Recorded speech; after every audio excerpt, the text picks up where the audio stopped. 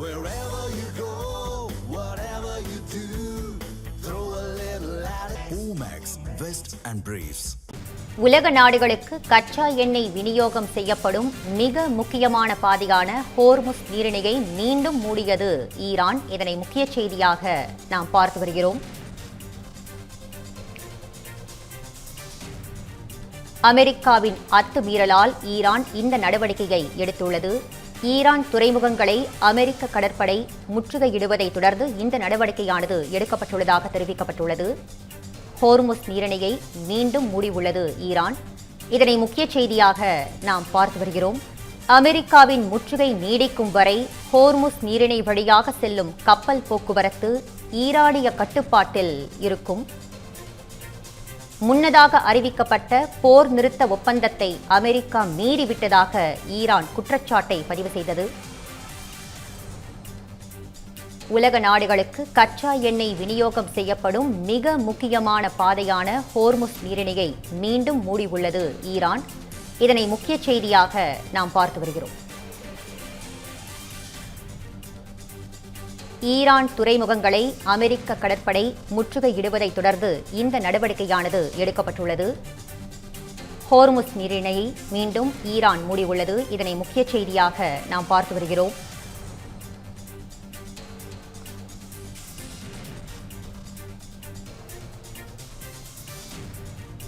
முன்னதாக அறிவிக்கப்பட்ட போர் நிறுத்த ஒப்பந்தத்தை அமெரிக்கா மீறிவிட்டதாக ஈரான் குற்றச்சாட்டு தெரிவித்துள்ளது.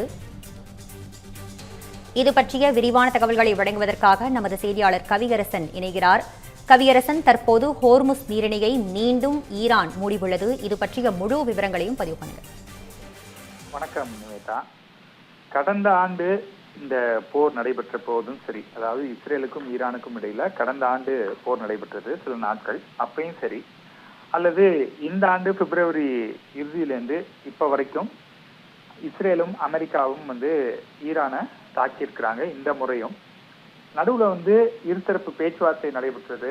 அது அமைதிக்கான வழியாக இருக்கும் அப்படின்னு தான் அனைவருமே எதிர்பார்த்தாங்க.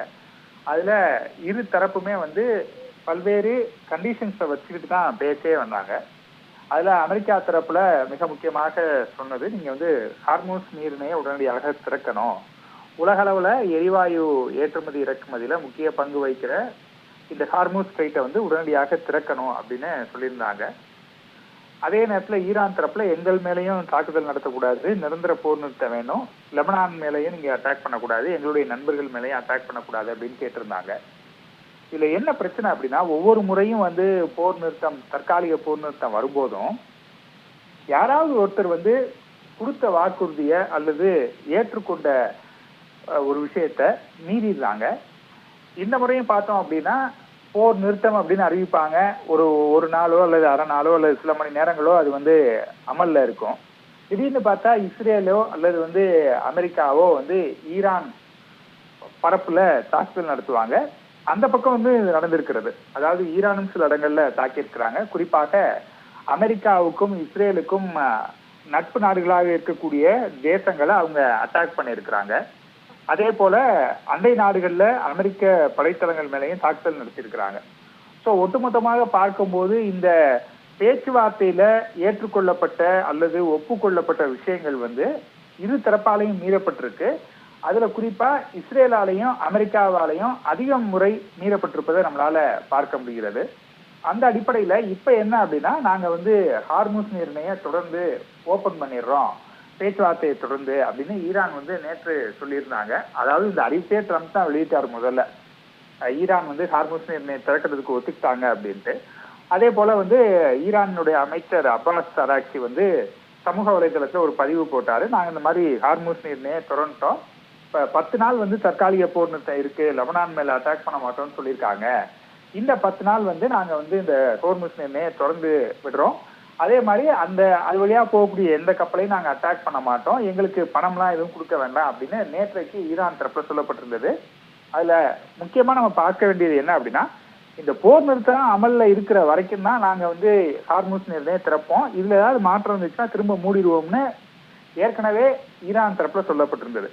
இப்ப என்ன ஆயிடுச்சு அப்படின்னா, அமெரிக்க கடற்படை கப்பல்கள் வந்து ஈரானினுடைய துறைமுகங்களை முற்றுகையிட்டு இருக்கிறாங்க. அவங்க ஏற்கனவே ஹார்முஸ் ஸ்ட்ரைட்டையும் முற்றுகையிட்டு இருந்தாங்க, அதே போல ஈரான் துறைமுகங்களையும் முற்றுகையிட்டு இருக்காங்க. அப்ப அவங்க ஈரான் தரப்புல என்ன சொல்றாங்கன்னா, போர் நிறுத்தம் சொல்லியாச்சு, நீங்க கேட்ட மாதிரி ஹார்முஸ் நீரிணையை நாங்க திறந்துட்டோம், இதன் பிறகும் எங்களுடைய துறைமுகங்களை நீங்க முற்றுகையிட்டு இருக்கிறது வந்து சரியில்லை, இது போர் நிறுத்தத்துக்கு எதிரானது, பேச்சுவார்த்தையில பேசப்பட்ட விஷயங்களுக்கு எதிரானதாக இருக்கிறது, அதனால இதை எங்களால ஏற்க முடியாதுன்னு சொல்லி மறுபடியும் இப்ப ஹார்முஸ் நீரிணைய மூடிட்டாங்க.